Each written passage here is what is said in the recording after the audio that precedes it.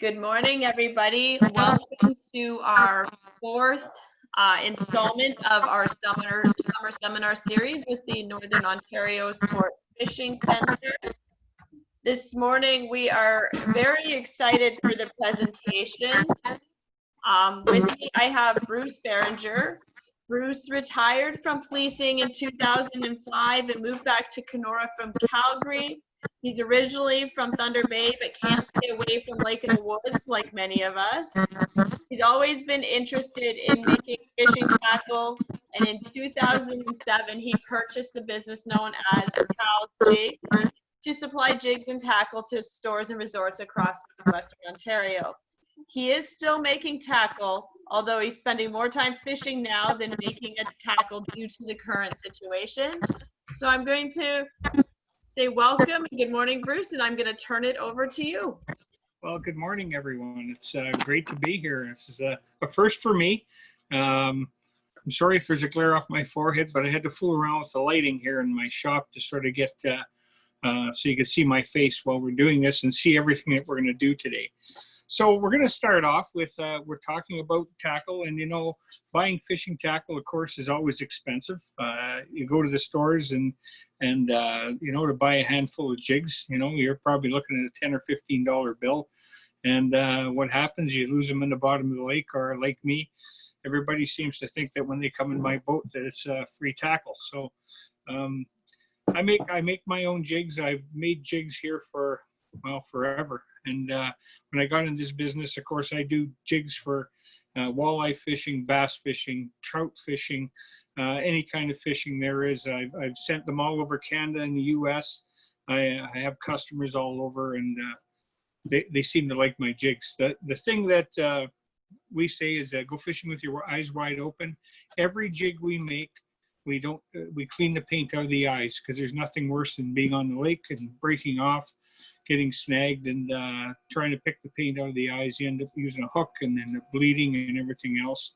So we clean all the eyes. We use top quality Eagle Claw hooks. We use the best paints on the market for painting, because there's nothing worse than pulling your jig up off the bottom or after jigging for a while and all the paint's gone off it. So we've kind of mastered how to paint and how to get things to work. And I'm going to show you how to use powder paints today once we do some jigs. So first I want to talk about safety. You're dealing with hot things. Lead is very dangerous. It's unhealthy for you. I found out a few years ago I got a little bit of lead poisoning, and I had to go through a process to get that better, or to get rid of it. Should always use a fan or work in an open area. I have a fan here. I'm going to turn mine on right now, and it's right above my head, so that sucks out all those bad fumes. Also, when you're working with lead, you should wear, I have glasses on, safety glasses. These are safety lenses, but get yourself a pair of safety glasses. A few years ago, I got splattered in the face with a bunch of lead, and it wasn't very nice. It actually melted the glasses a little bit, burned some of what's left of my hair off, and I got some bad burns. So be careful with it. Always make sure any lead that you work with is dry, because if you put it in that hot pot or anywhere, be sure that it's dry, because it doesn't, it's going to explode on you, and it's not a nice experience. I use a lot of times these gloves with the I guess it's a silicone backing on them. The thinner the better, so you get a feel, but it protects your fingers from getting burned, especially when you start to powder paint, because you're going to be grabbing hot hooks, and you don't want to burn your fingers too much. Mine are kind of like leather now from doing them, and it works pretty good. Also hooks. If you ever go into the emergency room at Lake of the Woods District Hospital, you'll see the hooks that they picked out of people's hands, backsides, chests, heads, and everything else. Hooks are sharp, and some of the hooks that we use are extra sharp. They got a sharp point on them. If you get them in your hand and pass the barb, you're going to have a heck of a time getting them out. So just be careful with your hooks. Lead. Now we use lead. We make our jigs out of lead, and everybody always asks, "Isn't lead illegal?" Lead is only illegal in the national parks, such as Banff and such. They about 20 governments ago they tried to ban lead. Don't know if they ever will, if they'll ever get that far, but just keep that in the back of your mind.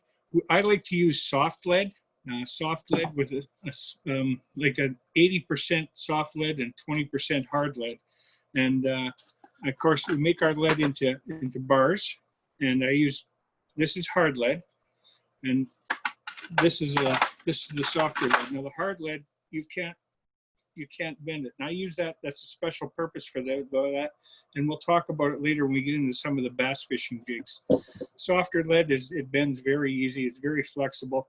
It melts really easy. So what I like to do is when I get any lead, and I get lead in bulk, and I'm sorry, but I'm going to move the camera around a bit here.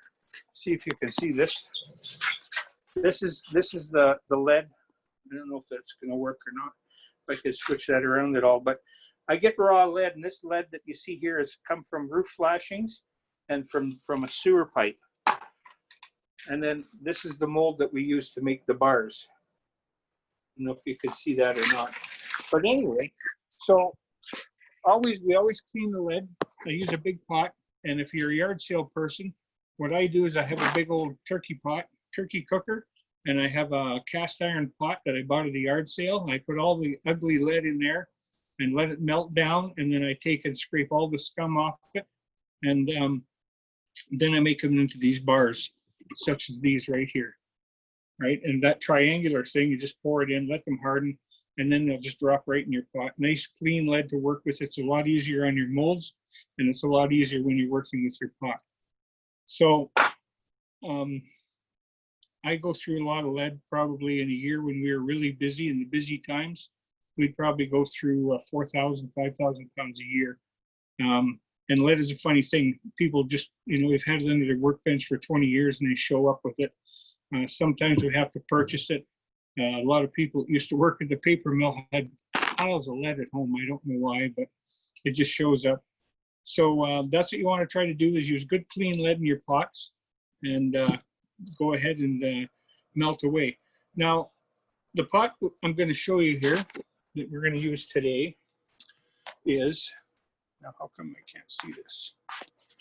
Okay. So this is our lead pot right here. You can buy them at Cabela's. You can order them online. This isn't a real high-end pot. I have big industrial pots that hold about 20, 25 pounds of lead. And when I'm really pouring a lot, if I'm pouring 1,000 at a time, I'll use the big pots. But if I'm for demonstration purposes, or if I'm doing small jobs, I use this pot. And this pot today has harder lead in it, and because I use harder lead for some of the bass jigs, and because they have little keepers in them, and if you use soft lead, those keepers can pull out. And we'll make some of those jigs in a little while. So I'm just looking at my list here. I always use, like I said, eagle claw hooks. I order them, I get them out of Canada. There's a supplier in Canada, and if anybody needs to know, I'll give them the name and where they get them. I buy them in bulk. I buy 1,000 at a time. Get that a little closer, you can see. Right now, it's getting a little more difficult to get hooks or any fishing stuff because of the COVID thing. Everything is sort of lost in space here and either stuck on the other side of the border and not being manufactured. But of course, I always keep a good supply of hooks on here just because I make a lot of jigs. So there's two types of hooks that I use a lot. And the standard eagle claw hook, and that's this guy here. I don't know if you can see it very well. It's a good hook. It's strong. For your everyday walleye or fishing, they're great. I mean, the tournament guys that I do work with, they like once again, they're eagle claw hooks, but they're a heavier hook and they're sharper. They don't tend to straighten out. They're very hard to work with because they'll stick in your fingers real easy when you try to put them in the molds like that. So those are the better hooks, and I can get you all the information on where to get them. If you're a bass fishing guy and you like doing tournaments and you don't want to pay the price of like Gamakatsu hooks or the higher end hooks, by all means, these Eagle Claw hooks are excellent for the bass fishing that I do anyways. And I've cashed 1 or 2 checks in my time. Not as many as some guys, but. So, yeah, hooks. I discourage people from buying hooks that are made offshore. I've seen jigs in shops that are made with the offshore hooks. They tend to break, they tend to straighten out. You know, they're not worth it. A box of 1,000 of these hooks is around $45. You're looking at 4 cents or 4.5 cents a jig. It's pretty cheap. You know, if you're making your own stuff. So I always go with the better hooks. Eagle Claw has been around for 1,000,000 years and it's good stuff. So the pot is warming up here. The lead is getting warm. So we'll talk a bit about molds. Same thing, I get the same supplier. These are all Do-It molds. There's several companies around that make molds. I find Do-It molds are really good, high quality. They last a long time. This is your, I think you can see that, 3/8 mold, 3/8 ball head mold. Very common jig that's used for walleye fishing. That's our biggest seller is 3/8 jigs. I think that's the most common everybody uses. Personally, I use a 1/4 ounce, a little smaller, but 3/8 is the common kind of size to use. So just thinking here, if I missed anything, oh, safety, yeah. Lead types, yeah. So we're gonna go ahead and I see our pot is perfect right now. It's nice and hot. And I'm gonna move the camera a bit so we can see. I'm going to put it overhead. I want to show you. I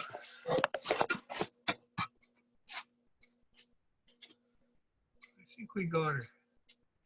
So your mold, so what you do is you take your hooks. When you pull them out of the box, this is a brand new box of hooks, and they're all stuck in this big glob like this. So the big trick is just to take them. And you're going to drop some on the floor, and they're going to go flying everywhere. And you just tap them on there and the hooks will come out. Now, very carefully, and this is easy when the mold is cold, but once it starts to get warm after you pour the first 100 or so, that mold's going to get pretty warm. So when we mass produce, what I do is I have 3 or 4 molds, and don't let the molds get too hot, and I change them off because even those wooden handles are going to get hot, hot, hot for you. So you lay your hooks in and make sure when you close the mold down, it didn't close properly. I could hear that it didn't close properly. So one of those hooks is out of position. That should, there you go. So now it's closed nice and tight. Perfect. So now I'm going to move the camera again. If we do this again, I promise that I'll get some more sophisticated cameras here so we can see everything perfect. Okay, so if you can see there's little holes inside those tapers. There's 6 of them. That's where you want to try to aim your lead. You want that lead to flow into the thing, into into the mold so that it fills the whole cavity in there the first time. So gently, I want you to be able to see, fill them slow. And every mold has a different characteristic, of course. And then I run a bead of lead across the top of that. Right, I let it cool a bit. And this lead is about 800 degrees when we start, and it cools really quick, like almost instantaneous. So then you take your pliers, pull that out of the mold, right? And there you're going to have, I'm sorry about the camera jiggling. It's your perfect 3/8. I'm going to try to get a little better so you can see it well. Your 3/8 molds, molded jigs. All nice. You see the bait keepers halfway up that shaft are nice and sharp, nice and clean. So we don't want to start doing that right away. So we're going to pour 3 or 4 of these just to show you. Once again, I'm going to load it.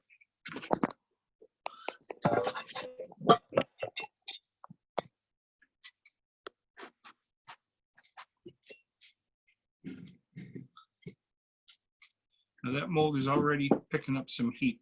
They're made of aluminum, they dissipate heat really quick. However, once you pour, like I say, about the first 100, then they're going to get really warm on you. So I trade off molds. So those are 6 hooks in, and you'll feel them just drop into the grooves. And away you go.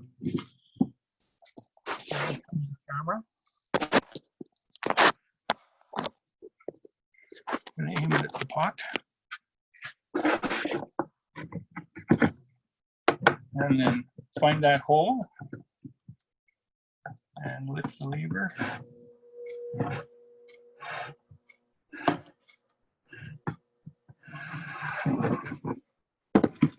And a bead back, of course, coming back, and that makes it, that's hard already.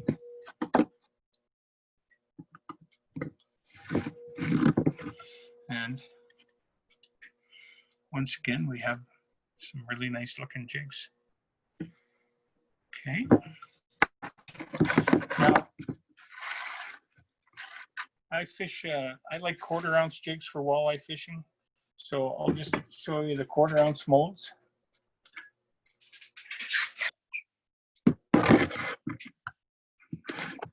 This is your 1/4 ounce mold. You can see they're a little smaller. Am I getting it?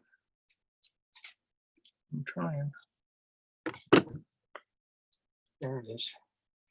So you'll notice that there's actually 7 cavities in here. Because they're a smaller jig, you can pour 7 at a time. So,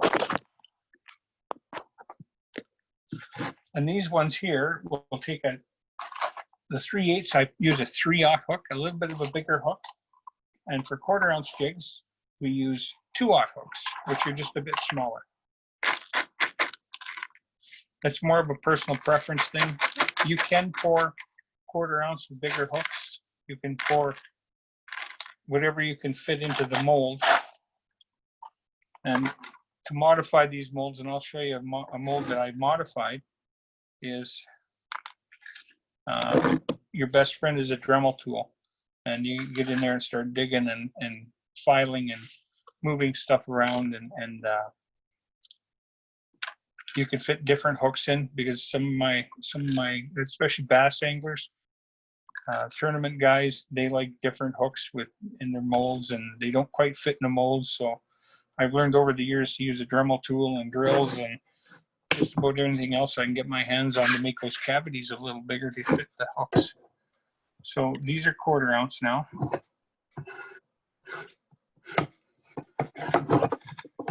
It's a little harder with this pot because it doesn't have the gap in there, the space to move the mold around. Now those are 1/4 ounce. I think you can see them. All look pretty nice coming out of the mold. So we'll do a couple of those. Nope. So if you're going to do this, get together with a couple of friends, and you can, in a day, you'll be amazed how many jigs you can pour. And I'll split the cost of buying all the machine and or the lead pot and the molds, and you'll save yourself a pile of money at the tackle store. So again, it's sealed up nice space, and you can see the 1, 2, 3, 4, 5, 6, 7 cavities to fill. So just run that over again.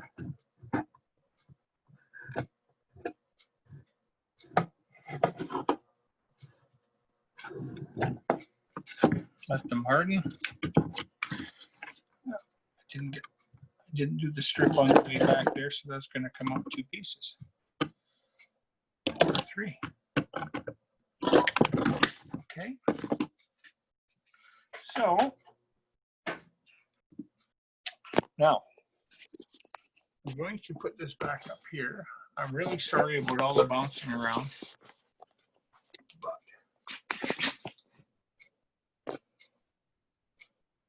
So it takes a couple of minutes and these cool down. Those aren't too bad now. So just got to fiddle with the pot a bit. So now we have the full 6 jigs on there, and now we're going to break them off. So just a pair of pliers, right? Give them a little wiggle.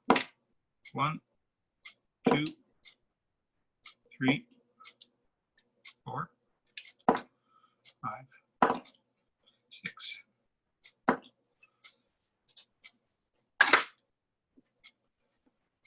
That was nice and cool. So we'll take those 6 off.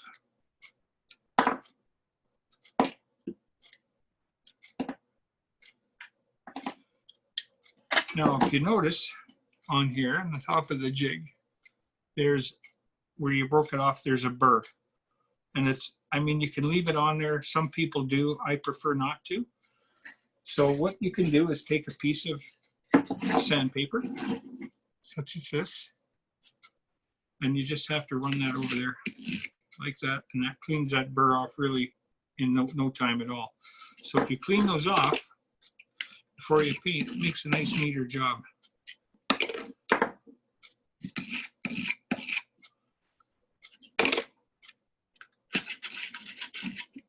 Yeah. And then they'll look a lot nicer once they're painted. I don't think the walleyes mind that much, but it's more of a, I guess, personal thing with me to get them nice and clean and brown looking. So we'll just clean those few off.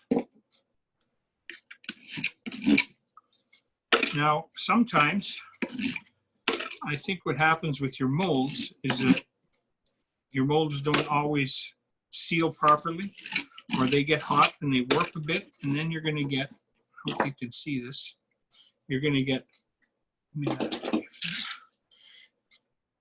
can you see that? I think you can. You get on the edges, you get what we call flash, and that makes the jigs look sloppy. So what I do with that,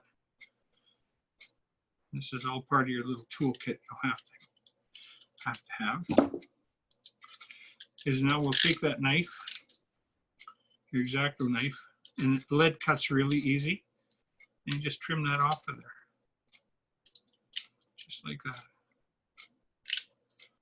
So now you're back to having, I hope you can see that now, a nice clean jig, right? So we'll take that guy, give him a little touch, and he's good to go. Perfect. So what I'll usually do is I'll pour off 100 or more, and then I'll clean them, and then pour 100, clean them, pour 100, clean them. Pretty soon you'll have a nice pail of 1,000 jigs. 1,000 jigs should last the average person probably about 100 years. But we sell a lot of jigs, so we make a lot of jigs. So those are all pretty nice. I mean, you can get down, you can see this one's got a bit of flash around the back of the head. Just clean it off, and that one's really got, I don't know if you can see that, but really got a big burr on there. So I like to clean those off. It was a tough one. So now there's probably some bass fishing guys watching here, and we'll switch over, and I'm going to show you what some of the molds are for bass fishing that we use that are popular. Of course, everybody that fishes for bass uses a good old tube jig. So I'll grab that mold for us right here. This is your 1/8 ounce tube jig. I hope I'm in the 1/8 ounce tube jig. You can see where the hook eye goes right here. You see that they've been Dremel tooled out. The reason for that is instead of using a standard Eagle Claw 570 hook, lots of guys like to put Gamakatsu hooks in there, or a better quality hook. So whenever I pre-fish, I use just a standard hook, because I'm not too worried if I lose a fish or anything, but when it comes tournament day, I switch over to the good stuff and I put these ones in, which are your little bit better of a hook, a little stronger, a little more backbone to it. And these hooks are really good. I mean, I've never straightened one out, never broke the tip off them. So we'll do a couple of those and show you. And like I say, the Dremel tool can be your best friend.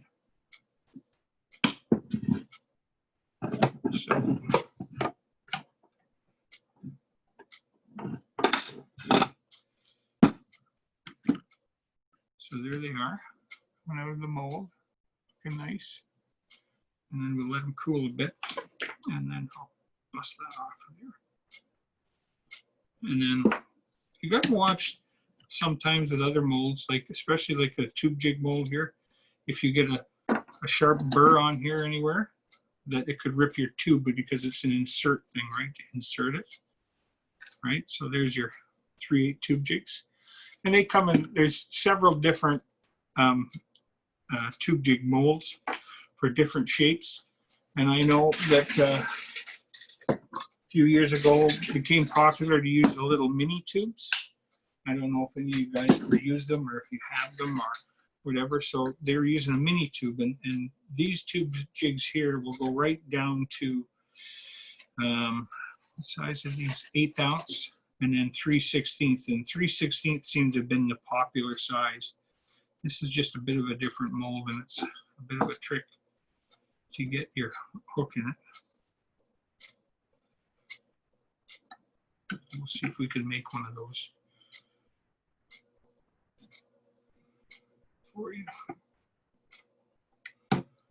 And sometimes with a mold like this one, it takes a few tries because it doesn't always form because the mold isn't hot. So what you usually have to do is run it through 5 or 6 times and just fill those cavities and let that heat dissipate around and get the mold warm. And then at that point, the mold will just fill it and let it heat the mold a little bit so the lead will flow a little better. And of course, all your lead that you pull out of these molds, if you aren't using them for jig, you put them back in the pot, recycle it, use it again. Let's just see if we can get this one to pour so you have an idea.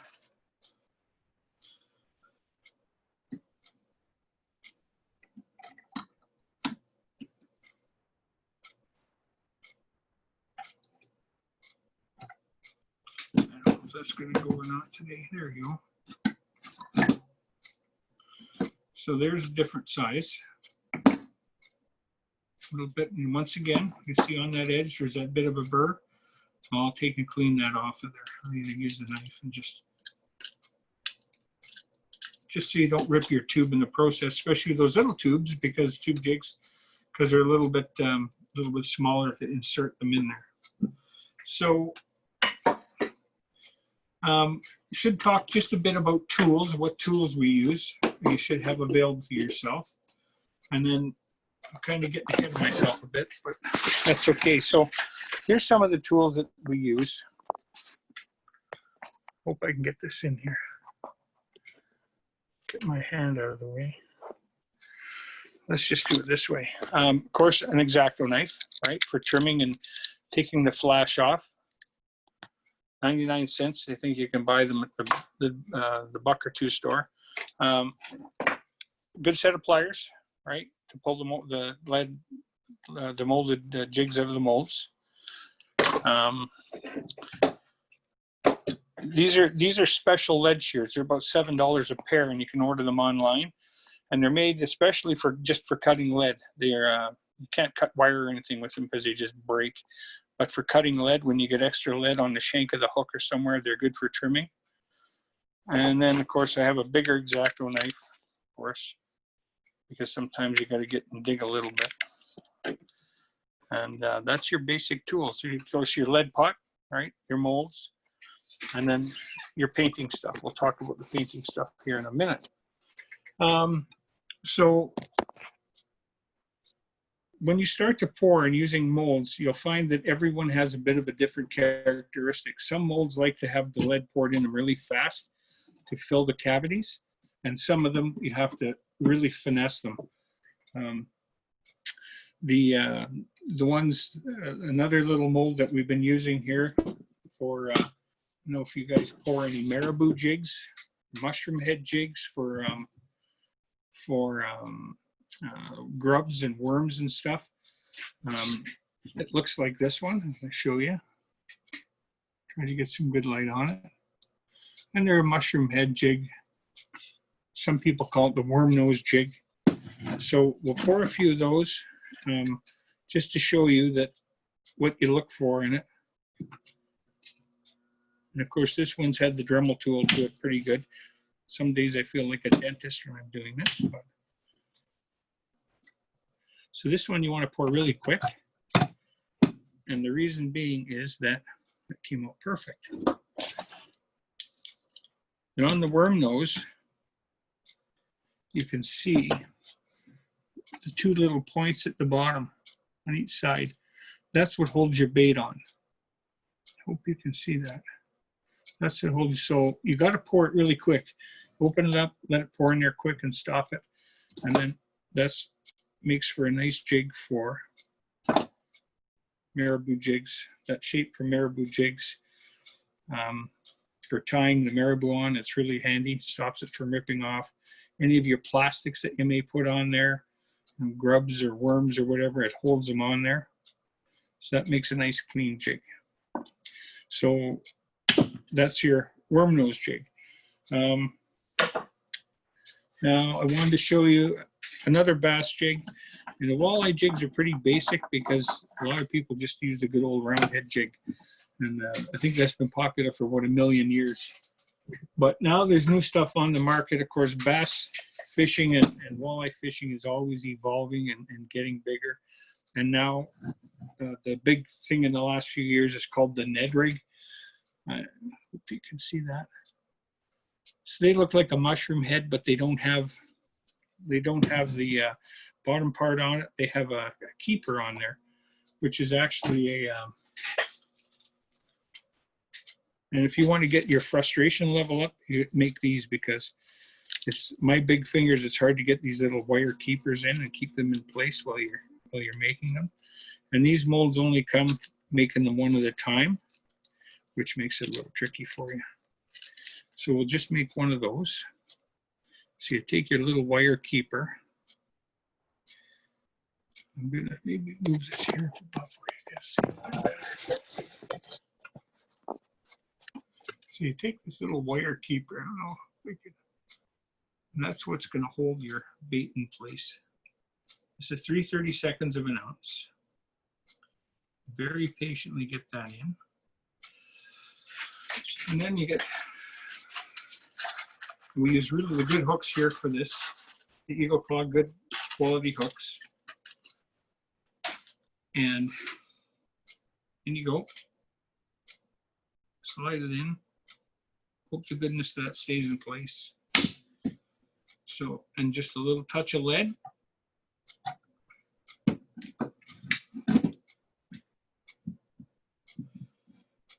And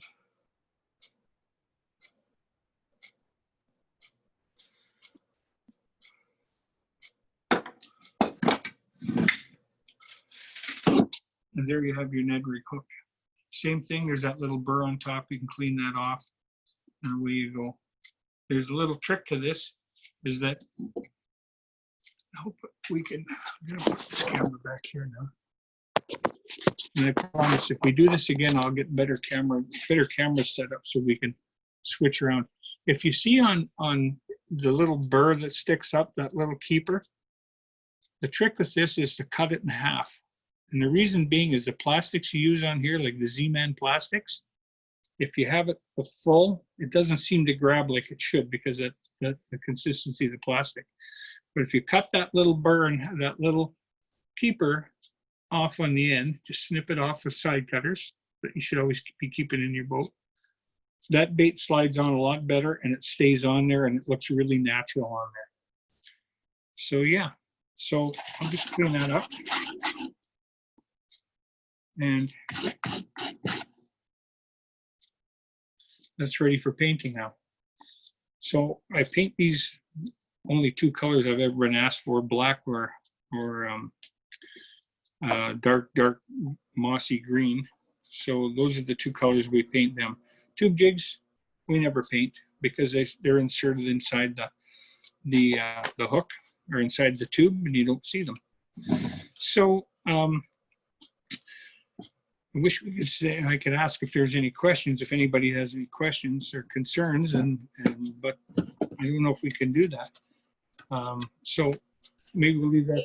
If you want to open it up for questions, Bruce, we absolutely can. Okay. If anybody has a question, just I'll unmute everybody. And if you have a question, just feel free to ask. Yeah. I think you'll have to unmute yourself.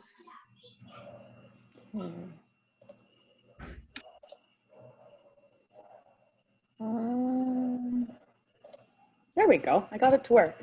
I just want to say quick thank you, Bruce, for doing this today. It was really nice to sit here and watch this. Kind of a little dead here today, so it made for a good way to spend the time, and it's always nice to talk about it. So I'm gonna turn this off because I look horrible. We're going to do a bit of painting here. I want to show you how to paint now that you've got nice jigs. I'll show you how to paint, and yeah, we can go ahead and do that. If there's any other questions, for sure, I'll try and answer them best I can. But I'd like to paint and show you guys how to paint. Okay, that's easy. I'm just going to unplug that. So painting is a bit of an art, and the first thing I'll paint up here is this Ned rig, because I know there's probably some bass fishing people out there all excited about the Ned rig, because I got to tell you, it's won me a lot of money, this Ned rig.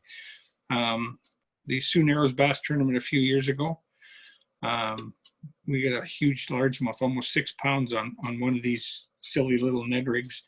And I thought my partner was going to jump overboard, but that was the big fish of the tournament and big fish of the day, and got almost $1,000 out of it. So I was pretty happy about that. It was one of the jigs I made, so it was pretty good. So I use a, as you can see, a propane torch, right? And you can do this different ways. When I'm going to paint a couple hundred jigs, what I do, once again, it's a yard sale special. It's an old electric frying pan, and I throw the jigs in there and let them heat up, and it's perfect. 350 degrees heats them perfect to melt that, because the paints that we're going to use here today are all powder. And when you put that hot jig into the powder, it adheres itself to the jig. So that's what I use. I also, you have to make the powder paints work properly. What we do is we heat them, we paint them with the powder paint, then we bake them in the oven for about 20 minutes. And that solidifies that paint like as hard can be.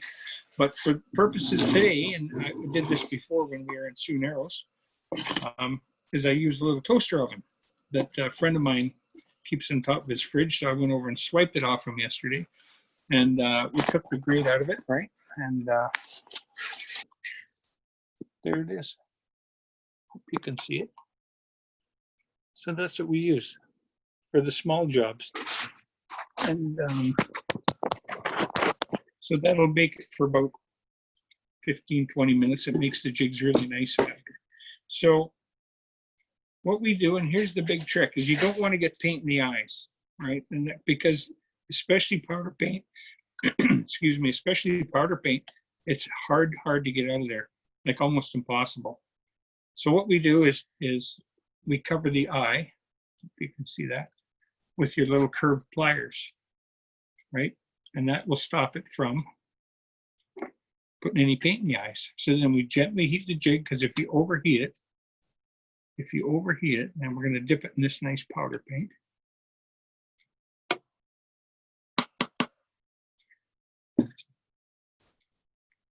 And I got a little paint in the eye, I lied. So there you go. Now, if you get powder paint, melts on there and it looks so nice. It's so rich. And especially with this, I like to use it because that little keeper there, sometimes they get a little loose and the powder paint will actually hold them better in place. So that's one of those. Now, walleye jigs, of course, for all the good walleye fishermen. I brought out 3 colors here today. A beautiful disco lime, and that's something that's really caught on here in the last couple of years, is the disco colors. Looks like I'm supposed to look like a disco ball, but to each their own, I suppose. I grew up in the era of disco, so same thing. We're just going to heat it gently. You don't want to heat it too much, or you'll melt the lead off the jig, and in it goes into the. So now you have a nice disco sparkly color. I had one of my customers come to me and say, I'd like disco purple. So I said, well, they don't make disco purple. So I phoned the manufacturer and he actually sent me the glitter to mix with the gold, or with the purple paint, to make disco purple. So, and purple's a hot color for bass fishing, right? So you don't want to put too much on, just a quick dip in there, and you get a nice looking jig.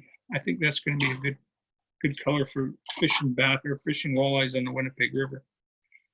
Now you can get a million colors of paint, especially the powder paints seem to be more and more coming out every year.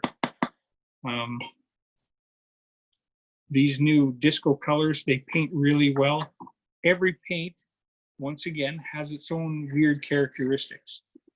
Glow paints, sometimes you got to put 2 coats on them because for some reason they just don't adhere as well as the other paints. So I'm going to do a glow pink just for the ladies. Glow pink is and this is Canadian made, this paint. It came from Medicine Hat. A guy out there makes them.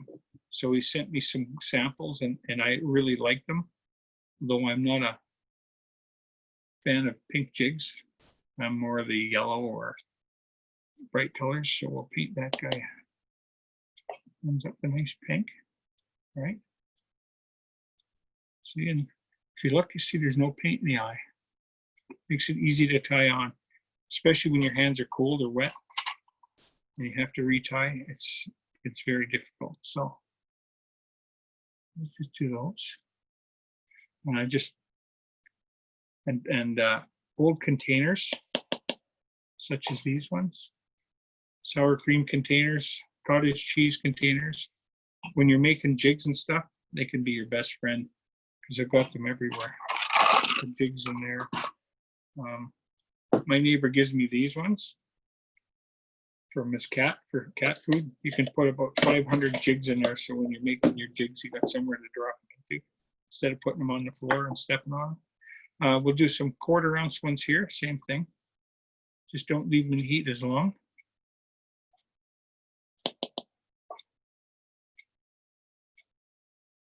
Oh, I did. I reheated that one a bit.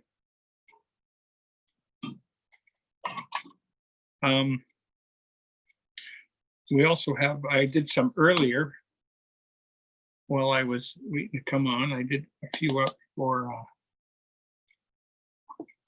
because I want to show you how. I don't think that's pretty straightforward. I think everybody be pretty comfortable with the powder paints. And if you need to know where to get them, I can give you the address. Same place you get the hooks. Real Pros down east. They're great people to work with. They're really nice, very cooperative. Always have good stock. And if they don't have them, they'll tell you and they'll fix you up the best they can. So that's painting. That's how we paint. We've seen how we mold it, how we paint. Now, you want to be able to finish your jigs and finish them because some colors, and that's your personal choice, need to have eyeballs on them, right? So it's pretty easy to do.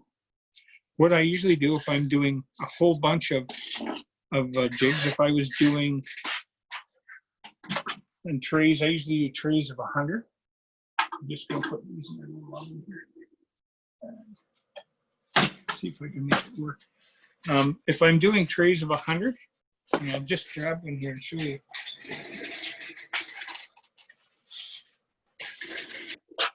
So there's a finished tray of, this was 100 on here, there's 50 left. So you can see they all have eyeballs on them. So what I usually use for that is a syringe. If you go to the drugstore and ask, they'll give you syringes. And if you go to the vet's office and ask for wide bore IV needles, that works the best. And I'll just grab one.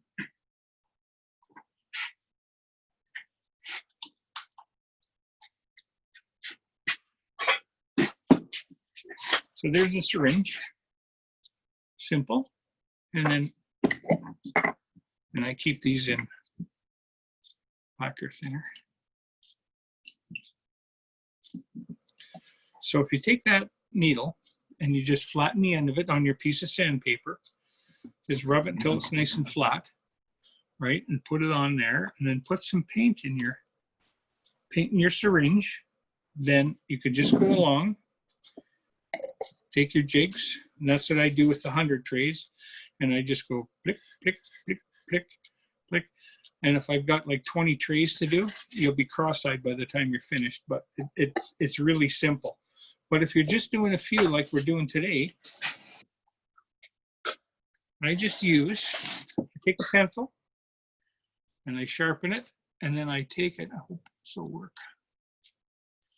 Sharpen it, and then I take a piece of sandpaper and I rub it on there like that until it gets nice and flat. Then you take your paints, liquid paint, and I just use rust coat, trim plaid, whatever. And I just take a bit of paint.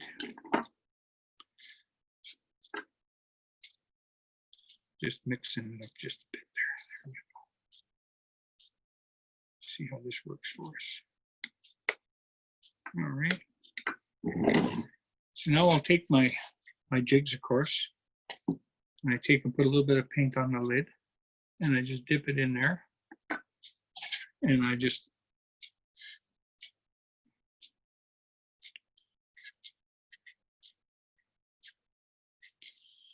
and there you go. They can all see. And that finishes off your jig. So we've got really nice quality paint on there. We've got a good eagle claw hook, and finish them off, you can put eyes on them. So now if you wanted to get fancy, you could grind that pencil down a little more and put a white eye on, and then come back when that paint's dry and put a black eye on it. It looks like an eye with a pupil. So there you have it. Isn't that something? So I don't know if there's anything else we need to talk about. I'm just looking at my list. Okay, so of course we put those other jigs into the toaster oven here. And if I can find the cord, I'll plug it in. We'll let them cook for a bit. So what cooking does, what cooking does to them is it spreads the paint evenly, so you don't have any spots that are bare, and you can see the lead on the hook. And it also hardens that paint so hard that you can, when I compare my jigs to somebody else's, I'll take a bag of jigs and I'll drop them from about shoulder height on the floor and pick them up, see how much paint's laying in there. The jigs that we make with using this procedure, baking the paint and putting it on properly, the paint doesn't come off. So, because I think that's awful when you pay, what you're paying for a jig at the store now, probably pretty close to $1, and you lift it up off the bottom and the paint's gone. You can't be very happy about that. Bake. Okay, the heat's on. So is there any other questions or concerns or anything else you need me to cover?